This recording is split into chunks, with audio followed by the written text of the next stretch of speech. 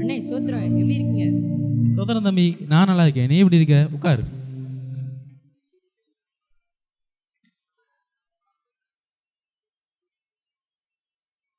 ஆமாண்ணே, நான் நல்லா தான் இருக்கேன்.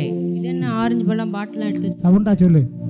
இந்த ஆரஞ்சு பழத்தை நான் சாப்பிடலாமா? இல்லைடா டேய், நான் இதை வச்சு ஏஸ்பா கூட வாழ்ந்தா எப்படி இருக்கும், ஏஸ்பா கூட வாலாட்டா எப்படி இருக்கும் ஒரு சின்ன எக்ஸ்பிளைன் பண்ண போகிறேன். Are you ready? அண்ணே நான் ரெடியாக தான் இருக்கேன். நீங்கள் இது சீக்கிரம் செஞ்சு காட்டுங்க. நீங்கள் எல்லாம் ரெடியா? Ready ready. சரி, இந்த பாட்டில் பாரு, இதுதான் நம்ம உலகம்.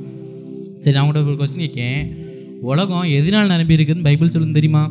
ஆமாண்ணே, இந்த உள்ள உலகம் முழுதும் பொல்லாங்கனுக்குள் ரெண்டு கிடைக்கிறது என்று அறிந்திருக்கிறோம் என்று 1 யோவான் 5:19 சொல்லப்பட்டிருக்கிறது. சரியா சொன்னேன். ஆமாம், அந்த பொல்லாங்கண்ணை யாருன்னு தெரியுமா? சாத்தான் தானே? Very good.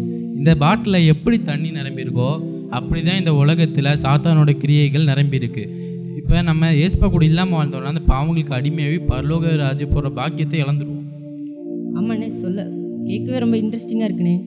சரி, நம்ம இப்போ எப்படி வாழ்ந்த பரலோக ராஜ்யம் போக முடியும்னு பார்ப்போமா? சீக்கிரம் சொல்லுங்க. ஏன்னா இந்த ஆரஞ்சை பாரு, இந்த ஆரஞ்சில் இருக்க தோல் தான் ஜீசஸ், அதாவது இயேசு கிறிஸ்துன்னு எடுத்திருப்போம். அதுக்குள்ளே இருக்க பழம் தான் நாம. ஓகேண்ணே. இப்போ இந்த ஆரஞ்சு தோலோடு இருக்குது அப்படின்னா நம்ம ஜீசஸ் கூட சேர்ந்து வாழ்கிறோன்னு குறிக்குது. அதே இது இந்த ஆரஞ்சு பாரு தோல் இல்லாமல் இருக்குது, இது ஜீசஸ் கூட இல்லாத வாழ்க்கை. சரிண்ணே.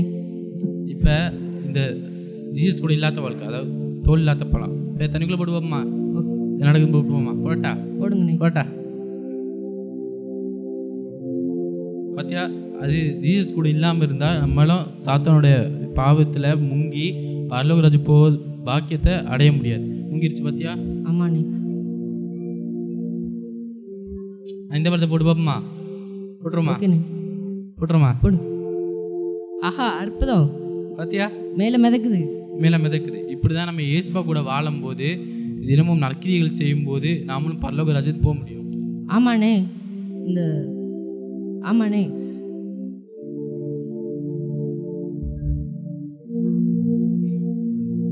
தினமும் நம்ம வேதம் வாசித்து நற்கிரியைகள் செய்தால் தினமும் நம்ம ஜெபம் பண்ணா பரலோக ராஜ்யத்துக்கு போகும்.